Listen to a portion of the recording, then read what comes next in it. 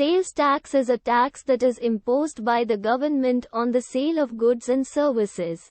It is typically a percentage of the sale price of the item, and it is usually collected by the seller at the time of the sale. The tax is then remitted to the government, either on a periodic basis, such as monthly or quarterly, or as a one-time payment. Sales tax is often used by state and local governments as a source of revenue to fund public services and infrastructure projects. The tax rate can vary depending on the location and the type of product or service being sold, and some items may be exempt from sales tax altogether. In some cases, sales tax may be included in the price of the item, while in other cases, it may be added on separately at the time of the sale.